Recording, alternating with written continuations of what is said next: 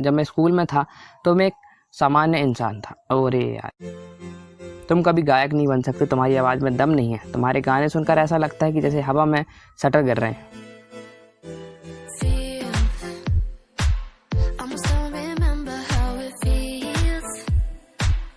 पीट बारू नाम का आदमी सर्कस में काम करता था और उसकी सारी जिंदगी सर्कस में गुजर गई।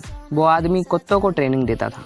अगर उनके कुत्तों में थोड़ा सा भी सुधार होता था तो वो उनकी पीठ थपथपाता था, उनकी तारीफ करता था और उनको खाने में अच्छी अच्छी चीज़ें देता था।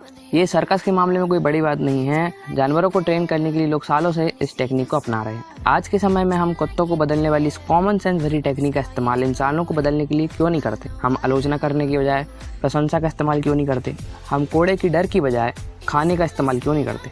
हमें थोड़े से सुधार की भी तारीफ करनी चाहिए। इससे सामने वाले व्यक्ति को सुधरने में प्रोत्साहन मिलता है और प्रेरणा मिलती है। जब मैं स्कूल में था तो मैं एक एवरेज स्टूडेंट था। क्लास में एक से बढ़कर एक पढ़ने वाले स्टूडेंट थे। आज मैं जब स्कूल लाइफ को याद करता हूँ तो मेरे दिमाग में टीचर्स को लेकर बहुत सारे क्वेश्चन उठते हैं। स्कूल में टीचर्स बच्चों को पढ़ाते हुए बीच बीच में कुछ क्वेश्चन पूछा करते थे और इस बीच यदि स्टूडेंट आंसर ना दे पाए तो सारे स्कूलों की तरह पनिशमेंट के रूप में मुर्गा बना देते थे, जिसे कि सब कॉमन समझा जाता है। और मुझे मुर्गा बैठने की आदत सी बन गई थी।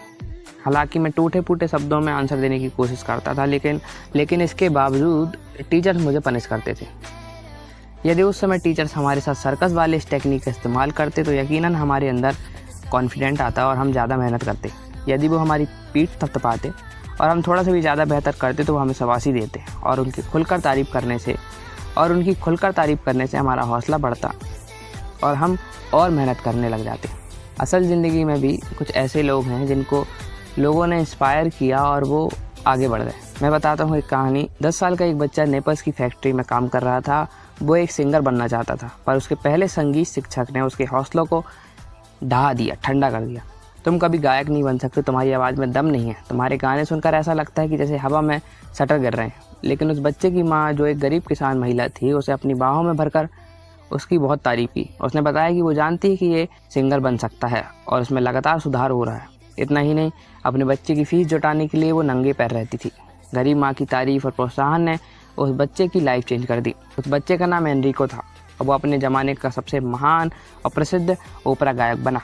दूसरी कहानी है, लंदन का एक नौजवान एक लेखक बनना चाहता था, लेकिन उसे लगता था कि हर चीज़ उसके खिलाफ है। वो 4 साल ही स्कूल जा पाया और उसके पिता कर्ज के कारण जेल में थे और वो हमेशा भूखा रहता था।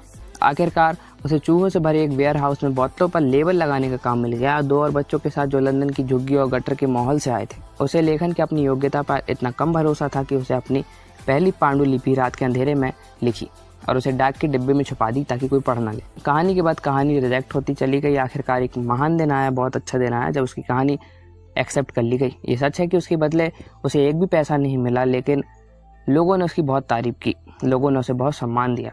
वो इतना ज़्यादा खुश हो गया था कि सड़कों पर बुराया हुआ घूमता था और उसके गालों पर खुशी के आंसू बह रहे थे।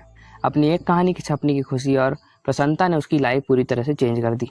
अगर उसे प्रोत्साहन नहीं मिलता तो शायद वो ये सब नहीं कर पाता और ज़िंदगी भर वो फैक्ट्री में लेबल लगाने का काम करता। आपने शायद उस नौजवान का नाम ज़रूर सुना होगा। उनका नाम है चार्ल्स डिकेंस।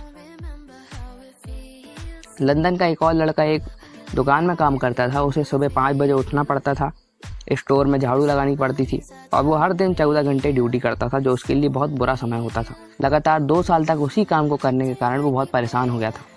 एक दिन सुबह उठते ही बिना ब्रेकफास्ट किए 15 मील पैदल चलकर अपनी माँ से वो मिलने के लिए गया, जो कि एक हाउस कीपर का काम करती थी। वो ज़्यादा ही दुखी था। उसने अपने माँ को सारा दुखड़ा सुनाया और खूब रोया।